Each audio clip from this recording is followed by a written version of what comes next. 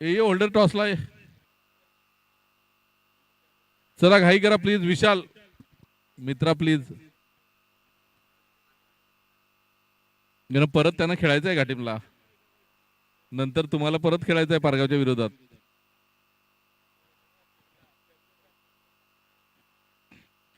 पहिलं षटक Kumar. Right arm over the wicket. गोलंदाजी ट्रॅकवर सज्ज होताना आपल्याला बघायला मिळेल. नॉन स्ट्राईकला आहे शुभम. स्ट्राईकला आहे विशाल पाटील. विशाल पाटील आणि शुभम पाटील सरपाडा 11 कडून सलामीची जोडी मैदानाच्या आतमध्ये आपल्याला बघायला मिळते. तर पहिलं षटक हाताळण्यासाठी घाटीम संघाकडून कुमार आपल्याला बघायला मिळतोय.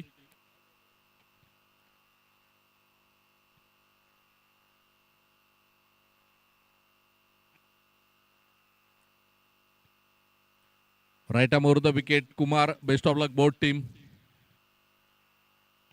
या वेळेला विशालच्या बॅट मधून पहिल्या चेंडूवर पहिला चौकार.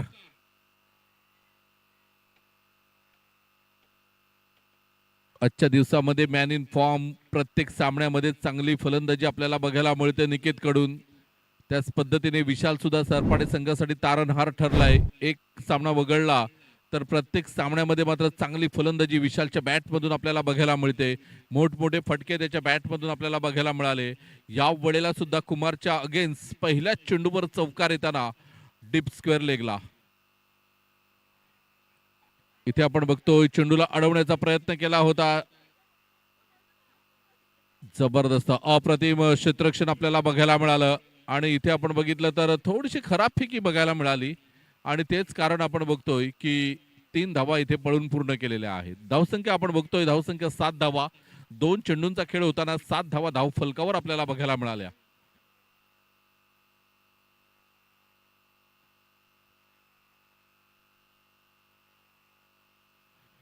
Right arm over the wicket शुभमसाठी हा चेंडू असेल. यावेळेला सुरेख फटका आपल्याला बघायला मिळतोय. नो मॅन्स लँडला चेंडू ट्रॅव्हल होतोय. दुसऱ्या धावेचा मात्र कुठल्याही प्रकारे प्रयत्न होताना दिसत नाही. धावसंख्या आपण बघतोय 3 चेंडूंचा खेळ होताना 8 धावा धाव फलकावर आपल्याला बघायला मिळतात. शुभम आणि विशाल ही जोडी मैदानाच्या आतमध्ये. तर कुमार गोलंदाजीची धुरा सांभाळताना चौथा चेंडू घेऊन येतोय. Right arm over the wicket मारा करण्यासाठी सज्ज होताना आपल्याला बघायला मिळतोय मिस्टर कुमार. क्षेत्ररक्षण थोडंसं बदलताना आपल्याला बघायला मिळतोय.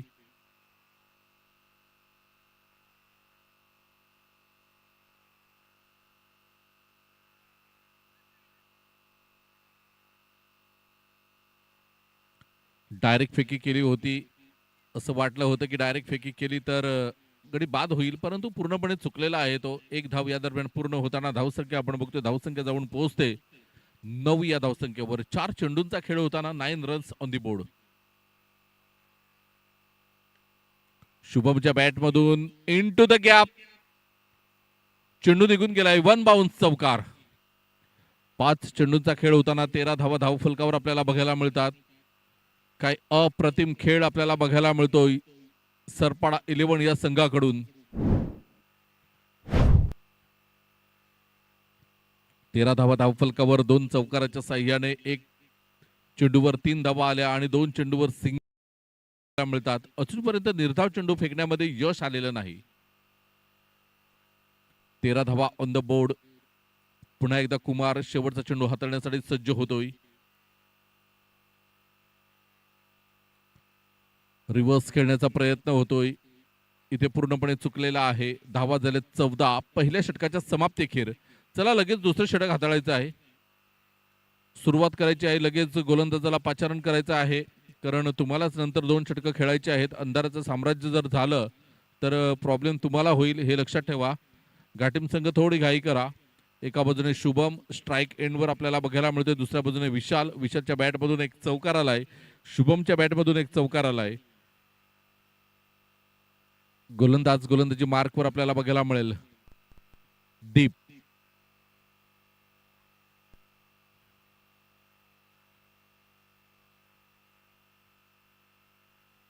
Right arm over the wicket मारा करण्यासाठी दीप तयार.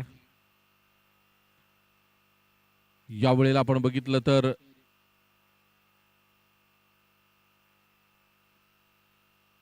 स्वप्नील थोडासा स्लिप होताना आपल्याला बघायला मिळतोय आणि हेच कारण आपण बघतोय की डायरेक्ट फेकी करण्यामध्ये थोडासा दर्शनने सुद्धा विचार केला की डायरेक्ट फेकी केली आणि जर एसट्यानं चेंडू लागला नाही तर आणखीन अतिरिक्त स्वरूपामध्ये धावा जातील, तर कुठेतरी मात्र चांगली विचारसरणी त्याची आपल्याला बघायला मिळाली. इथे पुन्हा एकदा दीप आपल्याला बघायला मिळतोय. या वेळेला विशालच्या बॅटमधून आपल्याला बघायला मिळतोय शॉर्ट ऑफ लेन चेंडू होता, चेंडूला पाठवलाय विकेट सीमारेषा पार, षटकार.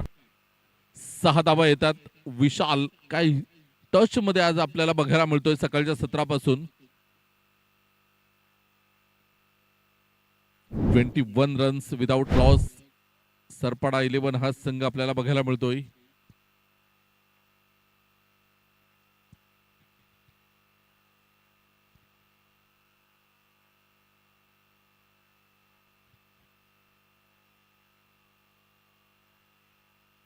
पुन्हा एकदा गोलंदाजी मार्कवर सज्ज होतोय मिस्टर दीप. शॉर्ट लेनचा चेंडू होता, बॅटची बाहेरील कडा लागली, चेंडू गेला सीमारेषा पार, चौकार. आज विशाल चुकीच्या बसमध्ये जरी बसला तरी बरोबर सरपाड्याला पोहोचेल. काही जबरदस्त फलंदाजी करतोय. मारायचं होतं त्याला लॉंगनच्या वरून, परंतु बॅटची बाहेरील कडा गेली, परंतु जो परिणाम पाहिजे होता तो मिळाला.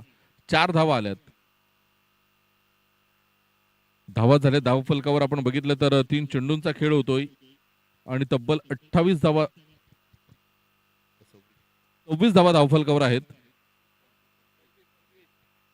माफ करा 25 रन्स ऑन दी बोर्ड. 3 चेंडूंचा खेळ झालाय, 25 धावा धावफलकावर.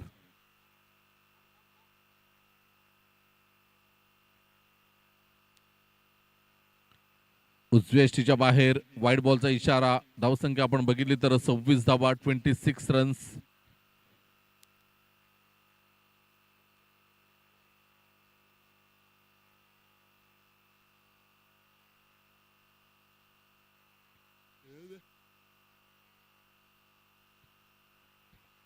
पुन्हा एकदा गोलंदाज दीप तयार होताना आपल्याला बघायला मिळतोय. 26 धावा धावफलकावर. विशालच्या बॅटमधून 1 धाव येताना आपल्याला बघायला मिळतंय. दुसऱ्या धावेचा मात्र कुठल्याही प्रकारे प्रयत्न झालाय आणि 2 धावा आल्या सुद्धा. धावा झाल्या धावफलकावर 28 रन्स ऑन दी बोर्ड. अजूनही 2 चेंडूंचा खेळ शिल्लक आहे. 28 धावा धावफलकावर आपल्याला बघायला मिळतात.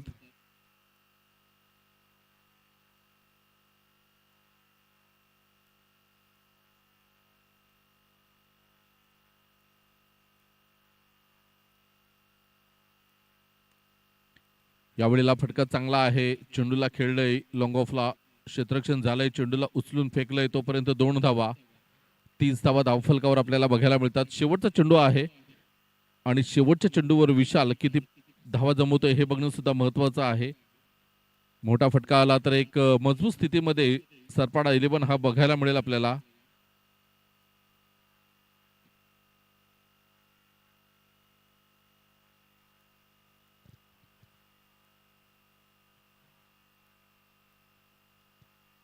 पुन्हा एकदा गोलंदाजी मार्कवर आपल्याला बघायला मिळेल. या वेळेला आपण बघतोय चेंडूला पाठवलंय, 1 बाउन्स निकेतच्या हातामध्ये. क्षेत्ररक्षण झालंय, चेंडूला फेकलंय, तोपर्यंत 1 धाव पूर्ण. दुसऱ्या धावेच्या प्रयत्नात विशाल बाद झालाय. षटक क्रमांक दुसरं संपुष्टात येते आणि धावसंख्या आपण बघितली तर धावसंख्या 31 धावा. विजयासाठी 32 धावांचं लक्ष असेल. चला थोडी घाई करा. सरपाडा संघ लगेच क्षेत्ररक्षण लावून घ्या आणि घाटीम संघ आपण सलामीचे 2 फलंदाज लगेच पाठवायचे आहेत, कारण अंधाराचं साम्राज्य पसरत आहे. तुम्हाला 12 चेंडूंना फेस करायचं आहे, त्यामुळे तुम्ही थोडी घाई करा. सरपाडा संघ आपल्याला सुद्धा नम्र विनंती आहे, आपण क्षेत्ररक्षण लावून घ्या. सलामीचा गोलंदाज तयार ठेवायचा आहे. विशाल पाटील आपण सज्ज व्हा. घेतोय छोटासा ब्रेक आणि येतोय मैदानाच्या आतमध्ये.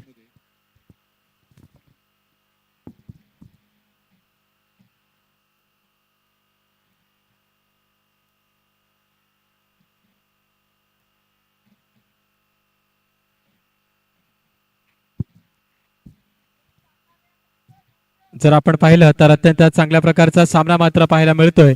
तर एका बाजूने आपण सरपाडा तर एका बाजूने आपण पाहतोय घाटीम. या 2 संघामध्ये आपण सामना पाहायला मिळतोय.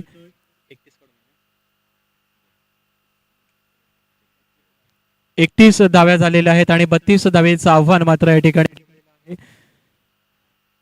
तर आपण पाहिलं अत्यंत चांगल्या प्रकारचं सामन्यांचं आयोजन, सुरेख असं सामन्यांचं आयोजन आपण पाहतोय. वीर धरतीपुत्र चषक 2025 पर्व पहिलं, परंतु अत्यंत चांगल्या प्रकारचं आयोजन आणि नियोजन या ठिकाणी पाहायला मिळतंय. या स्पर्धेमध्ये या ठिकाणी चांगल्या प्रकारचे या ठिकाणी संघ आणि टीम्स या ठिकाणी आपण पाहतोय. आपलं बहुमोल असं या ठिकाणी आपले एंट्रीज सर्व संघांनी दिलेले आहेत आणि त्यामधून आपण पाहतोय पुढे येताना आजच्या संघामध्ये आपल्याला संघ पाहायला मिळतोय. एका बाजूने आपण पाहतोय वीर तानाजी पारगाव संघ एका बाजूने पुढे जाऊन थांबलेला आहे. तर ह्या मॅच तो आपण पाहणार आहोत. वीर तानाजी पारगाव यांच्या जोडीला सामना लागला जाईल. परंतु जर आपण एकंदरीत पाहिलं तर थोडंसा मैदानामध्ये थोडासा अंधार कुठे ना कुठेतरी होताना पाहायला मिळतोय. सूर्यदेव कुठे ना कुठेतरी आपल्या घरी परत गेलेला आहे आणि थोडस आपण पाहिलं तर थोडस धुक्याचं साम्राज्य सुद्धा हळूहळू पसरताना मैदानावर पाहायला मिळतंय. तर चला घाई करा, चला घाई करायची आहे. क्षेत्ररक्षण लावून घ्या. अजूनपर्यंत आपण क्षेत्ररक्षण लावलं नाहीये, विनंती आहे. सरपडा संघ चला क्षेत्ररक्षण लावून घ्या. लगेच आपलं लावून घ्यायचं आहे. दोन्ही सलामवीर मात्र मैदानावर आलेले आहेत. एकंदरीत आपण पाहिलं 31 धावा झालेल्या आहेत. 32 धावेचं आव्हान मात्र या ठिकाणी पाहायला मिळत आहे.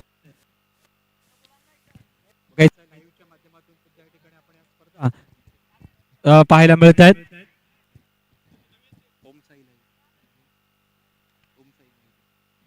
ओम साई लाईव्ह यांच्या माध्यमातून या ठिकाणी आपण लाईव्ह थेट सामन्याचं प्रक्षेपण आपल्याला पाहायला मिळत आहे. युट्यूबच्या माध्यमातून अत्यंत चांगल्या प्रकारचं आयोजन सुद्धा आपण पाहतोय.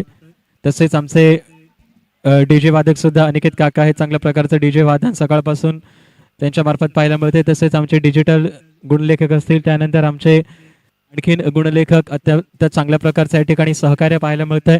तसेच पंचांकडून हिरवा कंदील दाखवला जातोय. आमचे सलामवीर, आमचे सहाय्यक या ठिकाणी संधी पाहायला मिळते आम्हाला. पहिला चेंडू जर आपण पाहिला तर पहिल्या चेंडू मागे 1 धाव पाहायला मिळते. आमच्या संवेद या ठिकाणी मनोज सर, त्यांच्या संवेद या ठिकाणी मला समालोचन करण्याची संधी नक्कीच या ठिकाणी मिळते. तर आपण पाहिलं या ठिकाणी 32 धावेचं आव्हान ठेवलेलं आहे आणि पहिलाच षटक जर आपण पाहिलं तर पहिल्या षटकामागे अत्यंत चांगल्या प्रकारची गोलंदाजी या ठिकाणी निश्चित हाताळताना आपल्याला पाहायला मिळतंय. आणि क्षेत्ररक्षणामध्ये अत्यंत चांगल्या प्रकारचं क्षेत्ररक्षण, सुरेख असं क्षेत्ररक्षण पाहायला मिळतंय. थोडीशी शांतता आणि या ठिकाणी मैदानामध्ये जर आपण पाहिलं सर्व क्रीडा रसिक वर्ग की कोणता संघ या ठिकाणी विजयी होईल आणि पुढच्या फेरीमध्ये दाखल होईल हे थोड्याच चेंडूमध्ये आपल्याला समजेल. हाही मात्र आपण पाहतोय चेंडू सरळ आपण पाहिला तर सीमारेषे पार 6 धावे करता षटकार येताना या ठिकाणी आपल्याला पाहायला मिळतोय. तर अत्यंत चांगल्या प्रकारची आक्रमक अशी स्फोटक अशी फलंदाजी मात्र आपल्याला पाहायला मिळतंय. कारण की 32 धावेचं आव्हान ठेवलेलं आहे. 16च्या सरासरीने धावसंख्या काढायची आहे. तर मनोज ठिकाणी षटकार आलेला आहे. तर फलंदाजीबद्दल एकंदरीत आपलं काय मत आहे, काय म्हणणं आहे? नक्कीच दर्शन आणि निकेत हे जर 12 चेंडू खेळले तर नक्कीच या धावा होऊ शकतात, कारण दोघांकडे क्षमता आहे आणि टच मध्ये आहेत. या स्पर्धेमध्ये आपण बघितलं तर दोघांच्या बॅटमधून धावा सुद्धा आलेल्या आहेत. त्यामुळे दोघे जर राहिले तर नक्कीच या धावा होऊ शकतात. एकंदरीत जर आपण पाहिलं हाही अत्यंत चांगल्या प्रकारचा फटका आपण पाहतोय. फेकी येत आहे आणि एकेरी धाव मात्र कुठे ना कुठेतरी पाहायला मिळत आहे. थोडस गोलंदाज सुद्धा पाहिले तर गोलंदाज या ठिकाणी ज्याप्रमाणे गोलंदाजी करतात की या स्पर्धेमध्ये किंवा या टुर्नामेंटमध्ये आपलं अस्तित्व या ठिकाणी टिकवायचं असेल किंवा या स्पर्धेमध्ये अत्यंत या ट्रॉफीजवर आपलं नाव करायचं असेल तर अत्यंत चांगल्या प्रकारची गोलंदाजी करणं आवश्यक आहे. गोलंदाजीने आपल्या मनामध्ये हेरलेलं आहे आणि समोर जो सलामवीर, दोन्ही सलामवीर आहेत त्यांना कशा प्रकारे रोखावं ह्याची एक स्ट्रॅटेजी आपल्या मनामध्ये. आणि हा चेंडू आपण पाहतोय एकेरी दुहेरी धावसंख्या कुठे ना कुठेतरी रोखण्याचं या ठिकाणी मानस आहे. ठिकाणी आपल्याला पाहायला मिळते गोलंदाजीच्या माध्यमातून अत्यंत चांगल्या प्रकारची गोलंदाजी, कुठल्या प्रकारचे मोठे फटके या ठिकाणी मात्र फलंदाजाला मारून देण्यामध्ये कुठे ना कुठेतरी अत्यंत चांगल्या प्रकारची गोलंदाजी आपल्याला पाहायला मिळते. चेंडू जर आपण पाहिले तर चेंडू झालेले आहेत ते 4 चेंडू झालेले आहेत. 2 चेंडूंचा खेळ बाकी आहे. धावफळ आणि हा फुलटच चेंडू पाहायला मिळतोय. क्षेत्ररक्षक आहे तर सरळ चेंडू जातोय सीमारेषे पार. 4 धावे करता चौकार येताना आपल्याला पाहायला मिळतोय. आणि आता जर आपण पाहिलं तर 5 चेंडूंचा खेळ होतोय आणि या 5 चेंडू मागे जर आपण धावसंख्या जर आपण पाहिली तर या चौकारनिशी जाऊन पोहोचते ती 13 या धावसंख्येवर. 13 धावा लागलेल्या आहेत.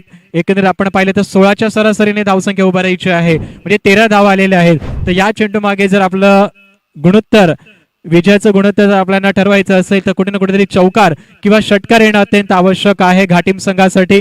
बघायचं घाटीम संघाचे हे फलंदाज आहेत, तर बघायचं आहे चेंडू मागे षटकार किंवा चौकार मारतील का, की काय कामगिरी करतील.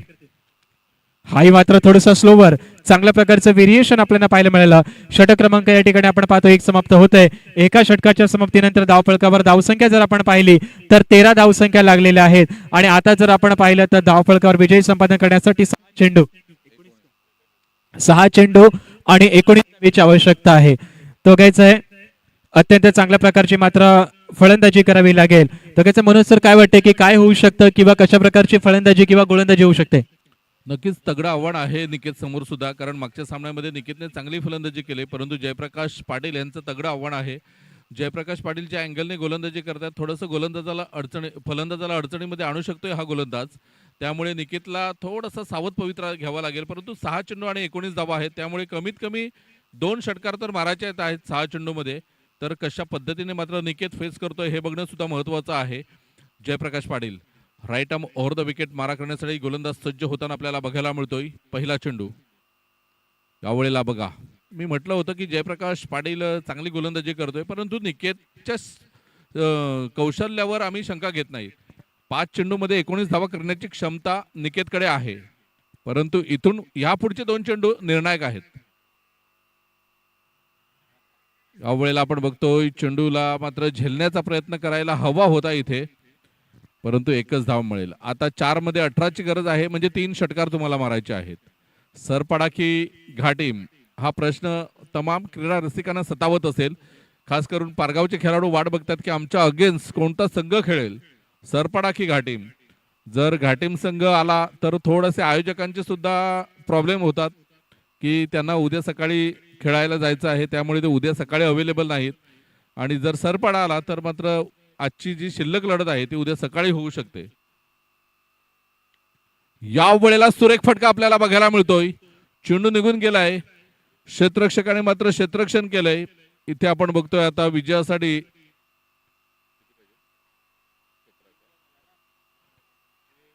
16 धावांची गरज आहे.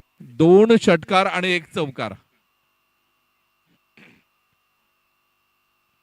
या चेंडूवर मोठा फटका.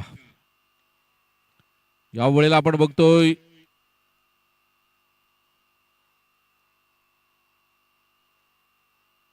15 धावांची गरज आहे विजयासाठी. 2 चेंडू आणि 15 धावा. जयप्रकाश पाटील, मी म्हटलं होतं की या गोलंदाजाच्या अगेन्स्ट फटकेबाजी करणं थोडंसं मुश्किल आहे, कारण मोक्याच्या क्षणी अति महत्वपूर्ण सामन्यामध्ये निकेतच्या बॅटमधून मोठे फटके आले नाहीत, कारण गोलंदाजी थोडीशी धारदार होती. पुन्हा एकदा जयप्रकाश. वेळेला आपण बघतोय विशालकडे चेंडू जातोय. 1 धाव येईल विजयासाठी. 14 धावांचं लक्ष समोर असेल. 1 चेंडू आणि 14 धावा. एक औपचारिकता शिल्लक आहे. वीर तानाजी पारगाव वर्सेस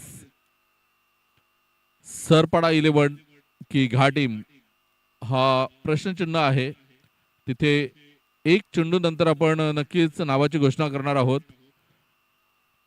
वीर तानाजी पारगाव वर्सेस सरपाडा 11.